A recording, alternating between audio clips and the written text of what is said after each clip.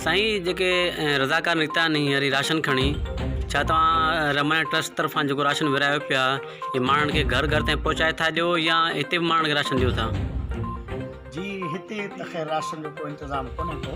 इंतज़ाम इहो ई आहे त रोज़ाना इहा असांजी चौथी डिस्ट्रीब्यूशन आहे। इन खां अॻु में 500 खां वधीक घरनि ते राशन पहुची चुको आहे ऐं अॼु बि 100 घरनि जो राशन आहे। ईअं ई जीअं तव्हां ॾिठो ईअं हितां असांजे मर्कज़ मां गाॾियूं निकिरनि थियूं ऐं हर हिकु घर ते वञी उनजो दरवाज़ो खड़काए राज़दारी सां उन्हनि जे दरवाज़े ते राशन पहुचाए छॾनि था। उन्हनि खे ख़बर बि कोन हूंदी आहे काफ़ी माण्हुनि खे त को असां वटि राशन अचण वारो आहे ऐं असां वटि जूं लिस्टूं माण्हुनि जो तयारु हूंदियूं मुस्तहिक़ीन जूं, त इन करे असां पंहिंजे तौर ते उनजे घर में पहुचाए छॾींदा आहियूं। छा तव्हां जेके राशन ॾींदा उनजी का रिकॉर्डिंग या फ़ोटो वग़ैरह कढंदा आहियो? न, फ़ोटो सेशन ते असां बैन लॻायो आहे। तव्हां बि 2-3 चकर आया हो, त इन करे असां तव्हांखे हिन शइ जी इजाज़त ॾिनी आहे। अलबत्ता रहमान वेलफेयर ट्रस्ट जी जेका कमेटी आहे उन सख़्तु पाबंदी लॻाई आहे इन ॻाल्हि ते कंहिं बि मुस्तहिक़ जो फ़ोटो न थींदो ऐं कंहिं बि मुस्तहिक़ जो नालो शो कोन थींदो, कंहिं बि मुस्तहिक़ जो घर या उनजी कंहिं बि क़िस्म जी रिकॉर्डिंग कोन थींदी। जेके साईं सरहदी वारा तव्हांखे डोनेट कनि पिया या तव्हांखे पैसा ॾियनि पिया हिकिड़े एतमाद ते त साईं वारा ग़रीबनि ताईं माना राशन पहुचाईंदा, तव्हां उन लाइ कहिड़ो मैसेज ॾियणु चाहींदव? अल्लाह ताला उन्हनि जो ख़ैरु मक़बूल कंदो।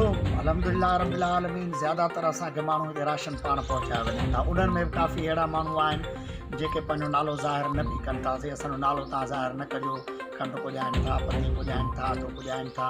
मां उन्हनि सभिनी जे लाइ दुआगो आहियां त अल्लाह ताला उनजे रिज़्क़ रोज़ में मज़ीद बरकत अता फ़रमाए।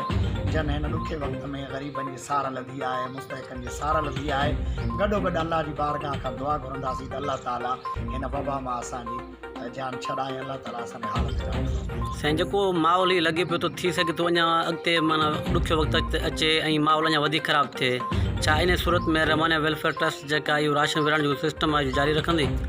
इंशाअल्लाह अज़ीम। असां रोज़ाना 100 घरनि ताईं राशन पुॼायूं था। उमेदु आहे अवल त अल्लाह ताला करे अहिड़ी नौबत न अचे, जल्द खां जल्द असां हिन हालात मां निकिरी वञूं। दुआ इहा आहे। बाक़ी जेकॾहिं अॻिते ही सिस्टम हलियो त इंशाअल्लाह उमेदु आहे त ज़्यादा खां ज़्यादा असां इस सिस्टम खे जारी रखंदासीं।